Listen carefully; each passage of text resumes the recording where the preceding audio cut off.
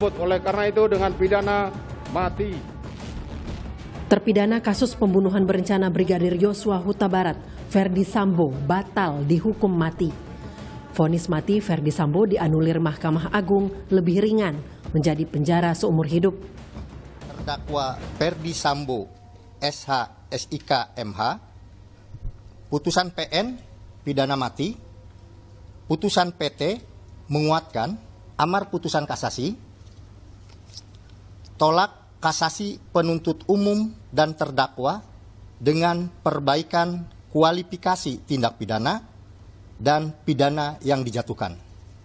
Menjadi melakukan pembunuhan berencana secara bersama-sama dan tanpa hak melakukan tindakan yang berakibat sistem elektronik tidak bekerja sebagaimana mestinya yang dilakukan secara bersama-sama.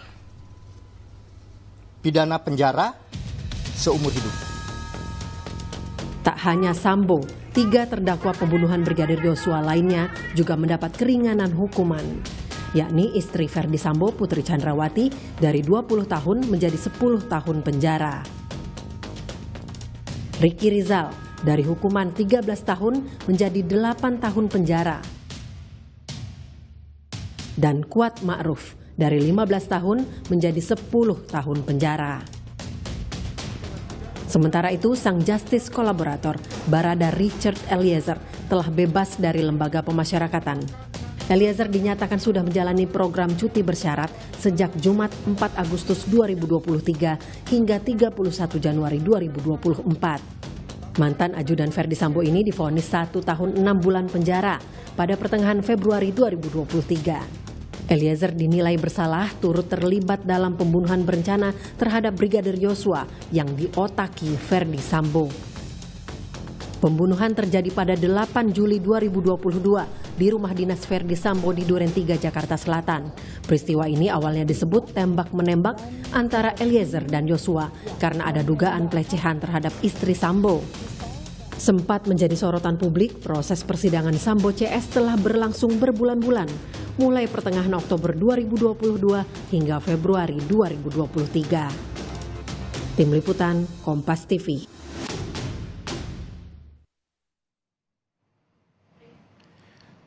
Saudara, terpidana kasus pembunuhan berencana Brigadir Yosua Huta Barat Ferdi Sambo batal dihukum mati.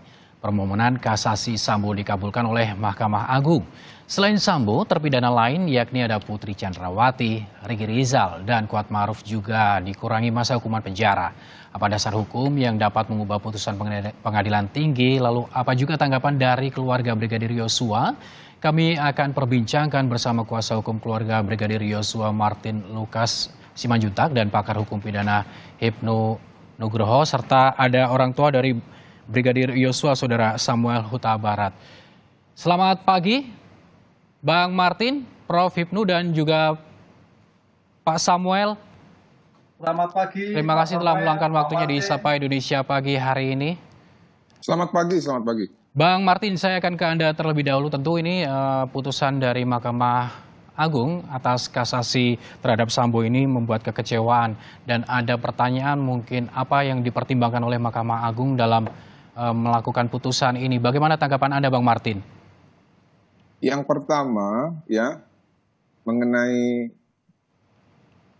pembacaan putusan ya ataupun hasil putusan. Ini saya melihat seperti main petak umpet ini, Mas. Petak umpet seperti apa maksudnya? Kenapa saya bilang seperti main petak umpet? Karena hasilnya tiba-tiba dibacakan tanpa ada pemberitahuan sebelumnya tuh. Satu-satunya yang saya ikuti adalah pemberitahuan mengenai Mahkamah Agung sudah memilih 5 hakim agung untuk memeriksa dan mengadili, dan itu beritanya bulan kemarin.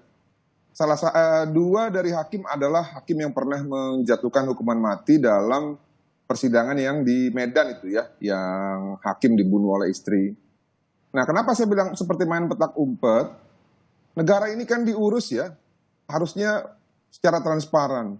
Presiden Jokowi juga mengatakan usut kasus ini dengan transparan. Semangat dan komitmen Mabes Polri juga pada saat menangani perkara ini transparan. Semangat kejaksaan juga pada saat itu, Kejaksaan Agung juga komitmen transparan. Pengadilan negeri, pengadilan tinggi juga transparan. Nah ini saya bingung nih, walaupun lembaga yudikatif adalah berdiri sendiri, namun kok caranya seperti cara mengelola rukun tetangga gitu ya, dengan cara main petak umpet seperti ini, tidak menyampaikan pemberitahuan sebelumnya kapan mau divonis. Karena kalau disampaikan sebelumnya, kan kita bisa mengikuti, kita bisa mempersiapkan, kita bisa menyampaikan kepada keluarga bahwa sebentar lagi akan diperiksa dan akan dibacakan putusannya, sehingga keluarga korban itu tidak serta-merta tahu dari media, ditanya bagaimana responnya, padahal belum ada persiapan. Nah ini yang menurut saya layaknya mengelola rukun tetangga gitu kalau begini caranya. Ini kan Republik Indonesia ini. Artinya maksud Anda Bang Martin ini tiba-tiba atau dadakan seperti itu? Iya. Ada nggak Kompas TV diberitahukan bahwa kemarin tanggal tanggal 7, tanggal 8 ya? Tanggal 8 ya? Tanggal 8 kemarin? 8 Agustus, Mahkamah Agung akan membacakan vonis putusan terhadap kasasi 4 terdakwa. Ada nggak? Nggak ada. Kalau Tapi ada, informasi saya terkait sidang yang dilakukan itu ada, Bang Martin? Iya, setelah diputuskan. Oke. Setelah divonis kan. Nah itu nasi udah jadi bubur tuh. Kita sebagai masyarakat tidak diberikan kesempatan untuk berpartisipasi, mengikuti jalannya persidangan dari awal gitu loh. Ini yang masih maksud kurangnya transparansi. Nah yang kedua permasalahannya adalah ternyata vonisnya ini ya membuat tanda tanya besar gitu loh. Apa tanda tanya besarnya? Kalau untuk Ferdy Sambo memang saya melihat ini sudah ke arah situ dari awal. Karena kenapa? Memang ada KUHP nasional yang baru yang memang memberlakukan ya sesuai dengan azas juga di azas KUHP kita yang lama. Apabila ada undang-undang yang baru, maka yang digunakan adalah yang lebih menguntungkan terpidana atau terdakwa. Oke lah, kita paham lah itu hak asasi manusia segala macam. Namun yang kita tidak bisa pahami adalah manakala Mahkamah Agung ya sama-sama menolak kasasi dari kejaksaan dan juga penasihat hukum ataupun terdakwa, namun ya memberikan diskon besar-besaran terhadap 3 terdakwa yang lain gitu loh, khususnya Putri Chandrawati. Padahal kita masih ingat betul delik ini terjadi akibat picuan dari Chandrawati yang mengatakan dia diperkosa padahal tidak. Nah itu sama dengan kesimpulan jaksa, sama dengan hasil musyawarah dan putusan pengadilan negeri, sama dengan apa yang disampaikan oleh pengadilan tinggi. Bahkan dia secara spesifik mengamini kata-kata saya di beberapa media bahwa Putri Chandrawati adalah pemicu terjadi tindak pidana ini. Nah bagaimana pemicu yang juga merupakan aktor intelektual hanya dihukum 10 tahun penjara dalam kasus pembunuhan berencana yang membuat Republik ini gaduh dan juga menghancurkan reputasi kepolisian gitu loh. Sampai dengan 48% Litbang Kompas itu menurut Mas Budiman Tanureja tuh. Nah makanya maksud saya, kalau yang sudah kelihatan seperti ini aja ya, kita ini tidak ada empati terhadap korban dan kita tidak concern terhadap tindakan preventif supaya masyarakat tidak mengulangi perbuatan serupa atau pejabat-pejabat lain jangan sampai melakukan perbuatan serupa atau melakukan tindak pidana sehingga membuat negara ini gaduh. Lalu bagaimana nanti terhadap yang tidak terlihat gitu loh. Nah ini percontohan yang buruk menurut saya. Ya, tanpa melihat pertimbangan menurut saya ini adalah percontohan yang buruk. Namun nanti untuk lebih baik lagi supaya kita bisa mencerna semua apa yang dimaksud oleh hakim, majelis hakim ya alangkah baiknya segera dirilis saja lah putusan itu. Baik Bang Martin, jadi menurut Anda ini hasilnya kurang transparan dan kurang pertimbangan seperti prosesnya itu? kurang transparan. Prosesnya kurang transparan. Dan hasilnya tidak memberikan contoh yang baik khusus untuk 3 terdakwa ya. Khusus untuk Putri Chandrawati, Ricky Rizal, serta Kuatmaruf. Baik Bang Martin, sebelum saya sapa Prof. Hipnu, saya akan sapa dulu Pak Samuel Huta Barat. Selamat pagi Pak Samuel. Pak Samuel, bagaimana Anda menanggapi dengan hasil putusan kasasi MA ini? Ya, terkait dengan keputusan Agung, ya, kami mengetahuinya kemarin sore kurang lebih setengah 7 malam. Itu pun sesudah ditelepon dia bahwa menanyakan tentang hal keputusan Mahkamah. Bagaimana tanggapan kami selaku keluarga pun ayah dari almarhum Joshua. Saya terkejut. Saya sangat terkejut. Ibaratnya saya terkejut itu ibarat disambar petir di siang bolong. Kami mengerti sama sekali bahwa ada keputusan atau persidangan Mahkamah Agung tentang ajuan di terdakwa Ferdi Sambo dan orang yang lainnya. Jadi dalam hal itu saya harapkan kepada awak media itu apa yang saya kendaki ke telepon saya tidak mengetahui hal ini, saya bilang. Harapan Anda seperti apa Pak Samuel sebetulnya? Memang harapan kami itu sebelumnya aturan yang berjalan di Pengadilan Negeri Jakarta Selatan, di Pengadilan Tinggi Jakarta yang transparan dalam hal yang sangat penting bahwa ini. Janganlah ada tertutupi, janganlah ada ditutup-tutupi. Terus kita udah berapa kali mengutarakan hal itu dan pakar-pakar yang lainnya supaya masyarakat ini merasa mendapat keadilan, terbuka lah.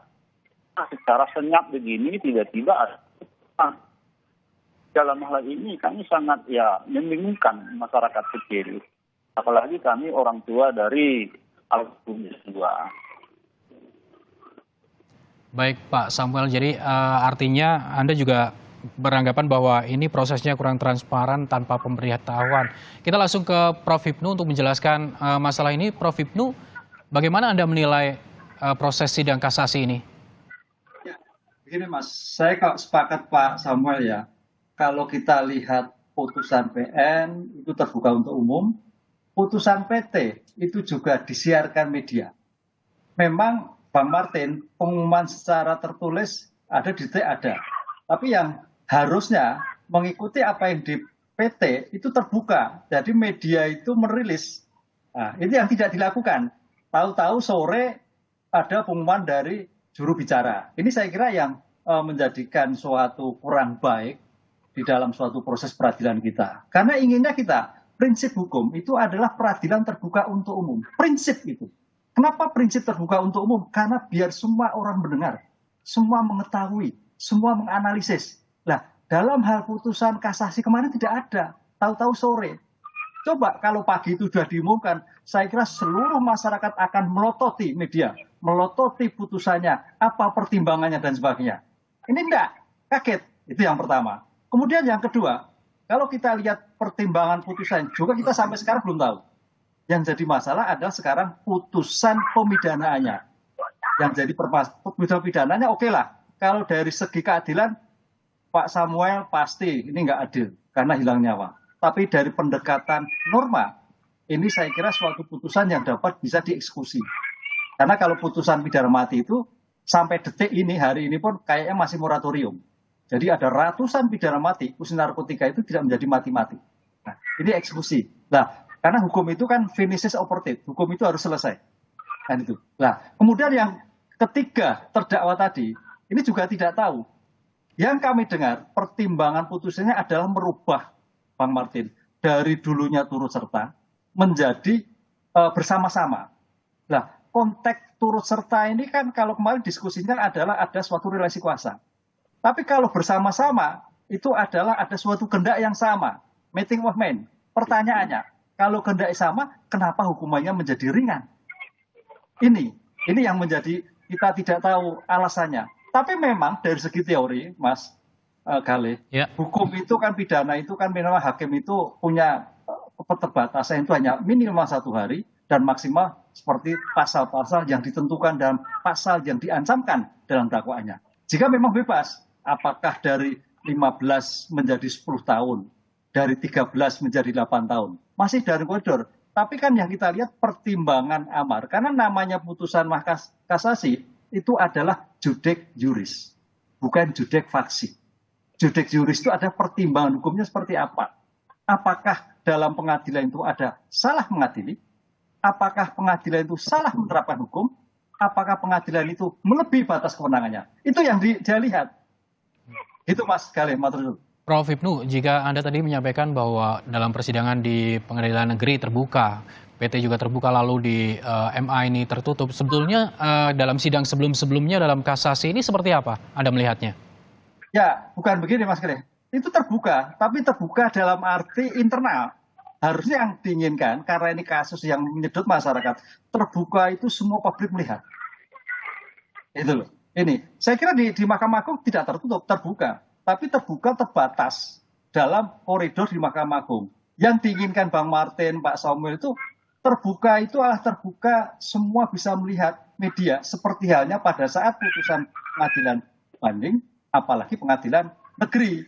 Sehingga pagi-pagi Pak Samuel bisa melihat, oh kesalahan sini, oh pertimbangannya seperti ini, dan A, B, dan sebagainya. Ini saya kira bagian dari objektivitas dalam suatu putusan. Dan ke depan saya kira ini memang harus ada suatu evaluasi putusan-putusan yang menjadi perhatian masyarakat ini. Mahkamah Agung juga harus clear. Bahkan kalau perlu ada media tersendiri untuk semua orang bisa melihat. Kayak seperti halnya Mahkamah Konstitusi. Itu kan ada media TV tersendiri. Ini ada TV tersendiri, diusahakan. Itu loh, sehingga tidak terjadi perdebatan antara korban atau masyarakat terhadap putusan yang dijatuhkan di dalam putusan Mahkamah Agung. Saya ke Bang Martin. Jadi begini, saya tambah sedikit tadi mengenai transparansi ya dan juga proses. Selain tidak terbuka untuk umum, yang saya kritisi itu gini, Mas dan Prof. Ibnu. Di pengadilan negeri, jadwal putusan itu sudah disampaikan jauh-jauh hari ya di pengadilan negeri. Di pengadilan tinggi pun sama. Ya, seminggu sebelum putusan sudah ada pemberitaan melalui rilis pers bahwa tanggal sekian-sekian vonis terhadap para terdakwa itu akan dibacakan secara terbuka untuk umum. Nah, ini yang saya tidak melihat gitu ya, pemberitahuan kepada keluarga ataupun pemberitahuan kepada masyarakat lah. Kenapa? Karena ini sangat penting dalam negara yang sekarang sedang beranjak kita mau menuju transparansi supaya segala sesuatu bisa diawasi. Karena kalau tidak ada partisipasi publik, ya, yang mana kalau mau ada partisipasi publik berarti harus ada pemberitahuan, segala sesuatunya itu akan dicurigai hasilnya, objektif atau tidak. Nah, itu masalah pertama. Masalah kedua sekarang terkait putusannya. Ini kan putusannya akhirnya ketika seluruhnya belum dirilis, kita tidak bisa melihat pertimbangannya. Ini kan menjadi hal yang kontradiktif. Manakala pengadilan tingkat 1 dan tingkat 2 sebelumnya sepakat. Lalu Mahkamah Agung yang lebih tinggi ternyata berbeda pendapat. Tadi juga ada disampaikan oleh Prof. Ibnu. Secara bersama-sama berarti tergenapi lah mens rea itu atau meeting of mind. Nah, ini kan lebih aneh lagi. Nah, apakah kita mau membiarkan sampai dengan putusan nanti diterbitkan ini masyarakat bertanya-tanya sehingga terdampaklah citra buruk terhadap lembaga peradilan? Nah, ini menurut saya dari segi komunikasi ini buruk sekali gitu loh. Jadi mohon maaf kalau saya terlalu frankly atau terlalu terang-terangan, ya ini ibaratnya kita mengurus sesuatu seperti mengurus rukun tetangga gitu loh. Mohon maaf, ini jujur. Ini yang perlu saya sampaikan kepada kita semua gitu loh. Terima kasih. Saya ke Pak Samuel. Pak Samuel, sebetulnya dari dalam persidangan yang sudah dilakukan dari pengadilan negeri, pengadilan tinggi, lalu di Mahkamah Agung, bisa diceritakan ada pemberitahuan seperti apa atau di waktu di Mahkamah Agung aja yang nggak ada? Iya, dari awal persidangan di Pengadilan Negeri Jakarta Selatan, kita sangat mengetahui media dan itu mengumumkan tanggal berapa dan siapa, tanggal sekian Sianu, tanggal sekian C, dan seterusnya. Kita bisa untuk mengikuti persidangan tersebut. Begitu juga di Pengadilan Tinggi. Itu sebelumnya seperti yang diutarakan oleh Pak tadi, seminggu sebelum persidangan sudah disiarkan dalam media dan kita pun sudah memiliki suatu rencana untuk melakukan di Pengadilan Tinggi. Dan di Mahkamah Agung ini kita lihat, saya bilang tadi ibarat terbisan bolong, tidak tahu kalau tidak ada angin, tidak ada hujan, dan artinya itu ada keputusan langsung diumumkan pada bagaimana kita tidak mengetahui secara transparan. Itu sangat kami kecewa. 7 malam ataupun pas maghrib sampai mengetahui hal yang di Mahkamah Agung. Jadi itu yang membuat kami keluarga ataupun orang tua dari almarhum maunya di negara kita ini terbukalah untuk masyarakat. Ya, kita mengikuti bagaimana proses-proses sebenarnya di negara kita ini. Apakah ini masyarakat awam yang begitu kurang paham soal hukum-hukum ini. Prof. Ibnu, bisa menjawab soal ini Prof. Ibnu? kalau Ya, memang ini kemarin itu hanya melakukan konvers dari Kepala Biro Hukum dan Humas MA, dan saat ditanya sejumlah wartawan juga detail pertimbangannya juga akan disampaikan, namun itu juga belum tahu kapan harinya kayak seperti itu. Bagaimana aturannya sebetulnya Prof. Ibnu? ya, aturannya kalau kita berbicara pada asas Mas Gali, asas cepat. Jadi secepatnya. Jadi kalau kemarin memang sudah dibacakan, harusnya hari ini konsekuensinya sudah bisa dirilis. Itu kalau kita berbicara pada asas cepat. Oleh karena itu sebetulnya dalam hal putusan-putusan yang menarik masyarakat ini tidak ada konferensi pers, tapi harus rilis pada saat putusan dibacakan. Sehingga hakim-hakim, 5 hakim agung tadi bisa terlihat A, B, C, D, dan sebagainya. Gaya pemikirannya seperti apa, spirit teorinya yang dipakai apa, kan gitu. Ini kan terlihatnya kan ada 2 dissenting opinion. Berarti kita masalah, oh Pak A, Pak B, dissenting opinion yang mengamini pidana mati, oh bagus, artinya berpandangnya bagus. Oh hakim B, C, D ternyata menganulir pidana mati. Ini lihat, karena ini bagian juga saya kira ketika objektivitas lewat transparansi dengan media akan menjadi pembelajaran Mas Gali. Pembelajaran masyarakat hukum, hakim-hakim di tingkat bawah dan sebagainya. Sehingga tidak ada yang tutupi. Kalau seperti ini kan dissenting opinion. Sehingga kita berpandangan begini, ada seorang hakim MA yang selama ini biasanya pidana mati, yang saya dengar kemarin Pak, ini kok mengalurir pidana mati. Nah ini kan, jadi saya pikir, wah saya pidana mati. Ada seseorang itu yang konsisten pidana mati, tapi ternyata kemarin malah tidak.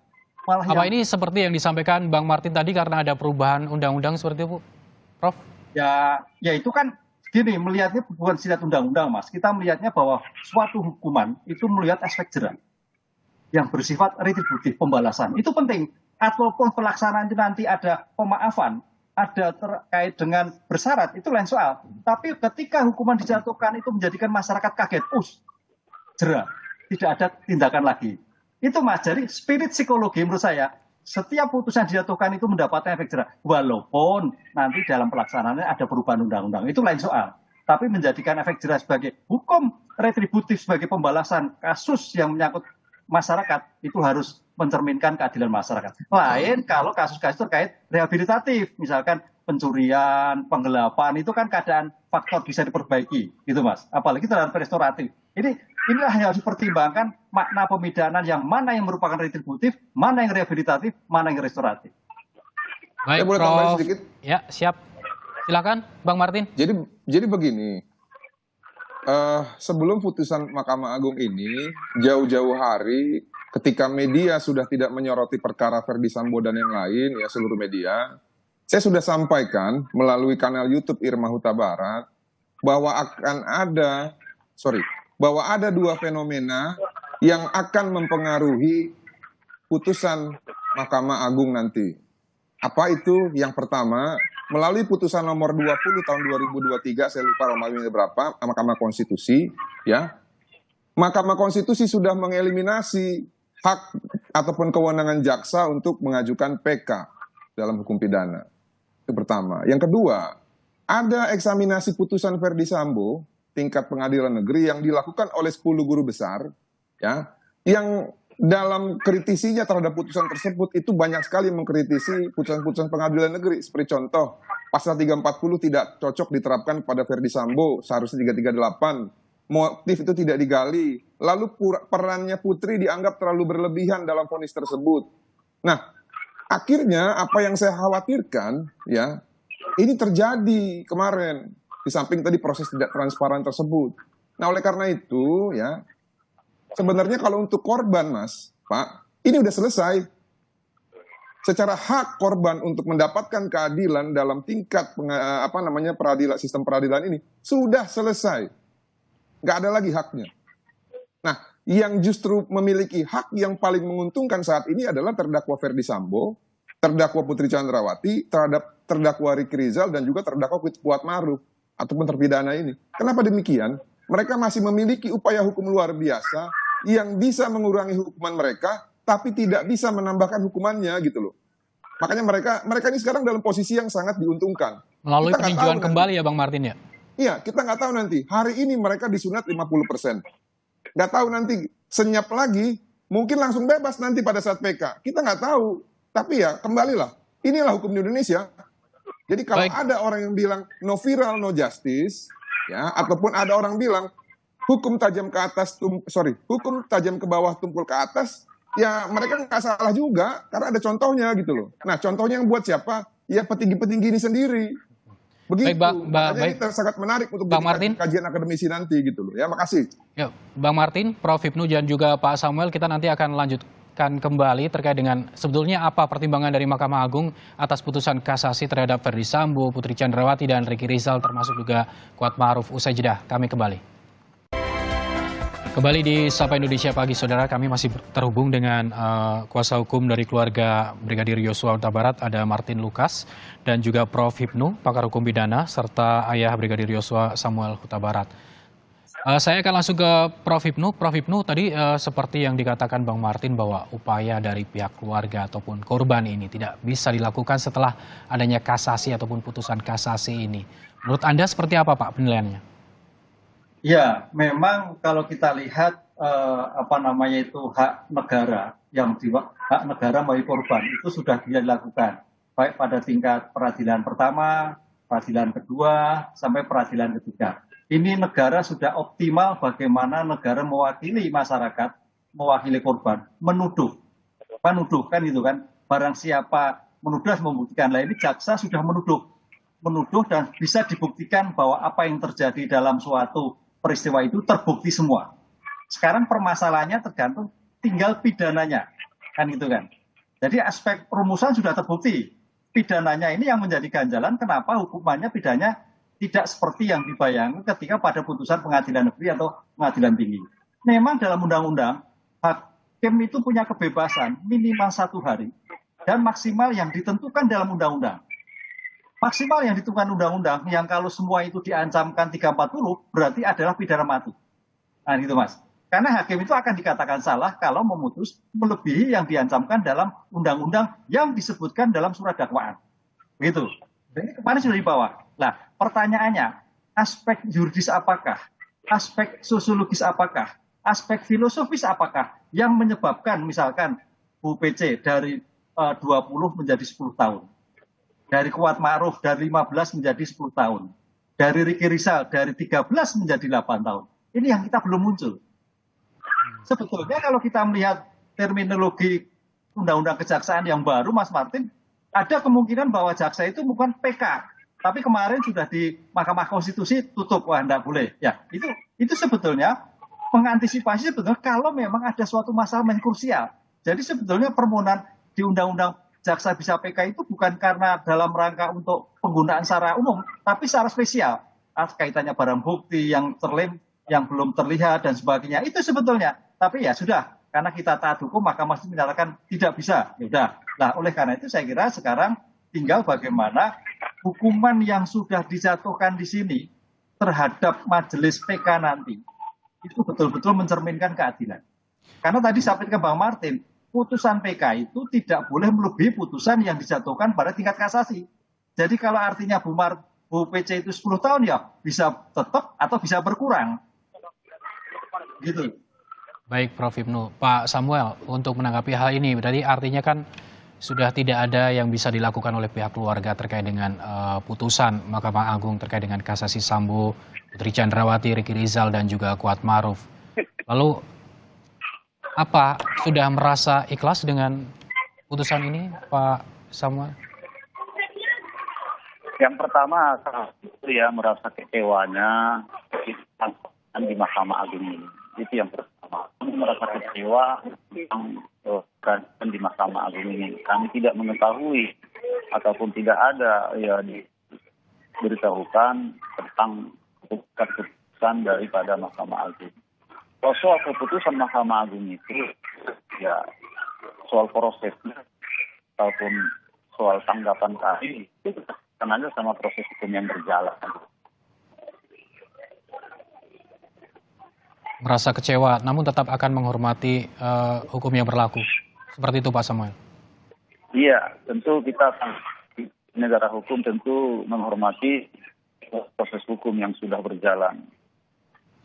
Saya ke Prof. Hipnu kembali. Prof. Hipnu, sebetulnya dalam sidang kasasi seperti yang dilakukan kemarin itu, apa pertimbangan dari para hakim saat menentukan hukuman bagi terpidana, Prof? Ya. Karena di kemarin waktu konversi itu disebutkan ada perbaikan kualifikasi dari hukuman para terdakwa ini. Bisa dijelaskan, Ya. Prof? Ya, makanya tadi saya katakan gini, kasasi itu, hakim kasasi itu ada 3 koreksi terhadap putusan pengadilan sebelumnya. Adakah putusan ada cara mengadili sudah benar? Apakah melanggar undang-undang? Apakah melampaui batas kewenangannya? Dan ini yang menarik, Mas Galih, sebetulnya kita berharap bahwa hakim kasasi itu biasanya hanya 3, ini 5. 5 itu saya kira memberikan bagaimana menjadikan perhatian Mahkamah Agung terhadap perkara ini. Kan itulah. Tapi oleh karena ini mudah-mudahan dari 5 ini menjadikan bobot putusan Mahkamah Agung itu berkualitas. Saya takutnya 5 nanti tidak berkualitas. Kan itu loh. Karena pertimbangannya begini, tadi yang kita dengar kemarin, bahwa hanya merubah yang tadinya turut serta menjadi bersama-sama. Nah, turut serta bersama-sama, kalau turut serta itu tergantung pada individu. Individu terkait dengan Kuat Ma'ruf perannya seperti apa. Kan itu turut sertanya. Bu PC seperti apa, Ricky Rizal seperti apa. Yang kita dengar kemarin adalah bersama-sama. Berarti ada kehendak yang sama. Meeting of mind yang sama. Kesimpulannya, kalau itu berarti pidananya paling tidak minimal sama. Seperti yang ditentukan oleh pengadilan tinggi. Tapi menjadi berkurang. Nah, berkurangnya inilah yang harus kita lihat nanti. Bagaimana aspek pertimbangan yuridis, sosiologis terhadap masing-masing terdakwa yang bersangkutan. Ini yang kita belum tahu. Apakah Bu PC karena melihat seorang perempuan yang mungkin karena masih punya anak, keluarga, sedangkan suaminya dipidana seumur hidup, kita tidak tahu. Apakah terhadap Kuat Ma'ruf hanya sebagai mungkin pembantu, kemudian tidak tahu, kita juga tidak tahu. Inilah yang kita tunggu, Mas Galih. Nanti kita coba kalau kita eksaminasi dari putusan itu, apakah putusan mencerminkan suatu putusan betul-betul sempurna seperti yang kita inginkan bersama. Bang Martin, sebelumnya apakah Anda sudah memprediksi akan ada pengurangan hukuman terhadap para terpidana ini, Bang Martin?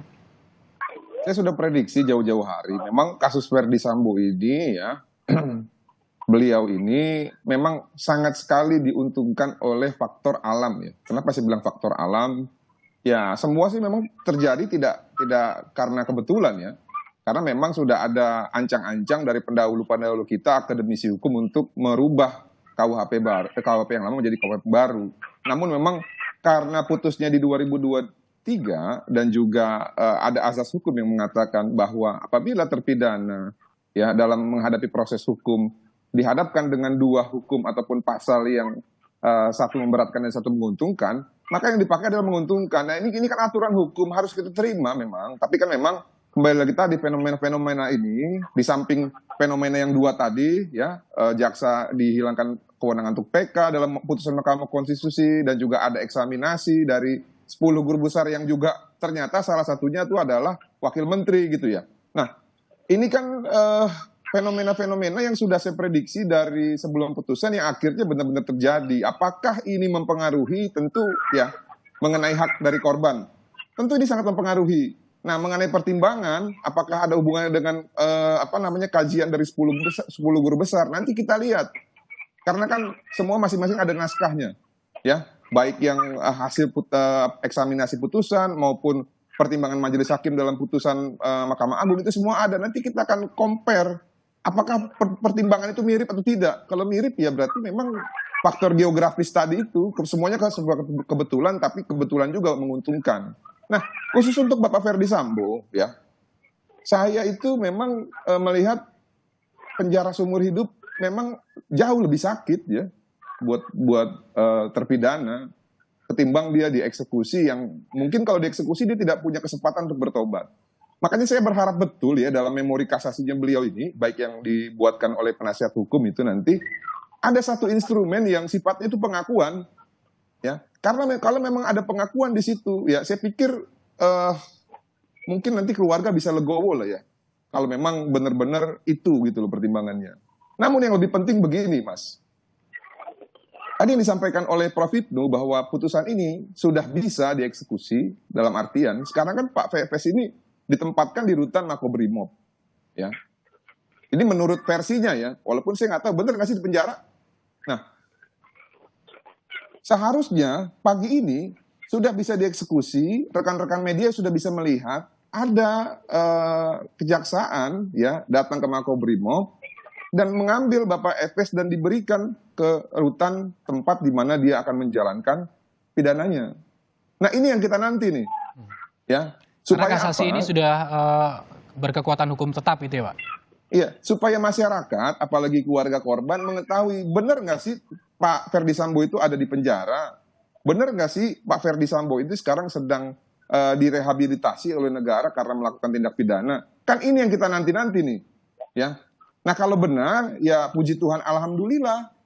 Berarti penegakan hukum itu berjalan dengan benar gitu. Walaupun dalam terpidana yang lain, keluarga harus dihadapkan dengan kenyataan pahit, ya. Dalam hak terakhirnya ternyata hukumannya didiskon besar-besaran. Nah, saya nggak tahu nih, apalagi nanti Ricky Rizal. Ricky Rizal kan 8 tahun nih. Ya, nanti PK ternyata jadi cuma 2 tahun.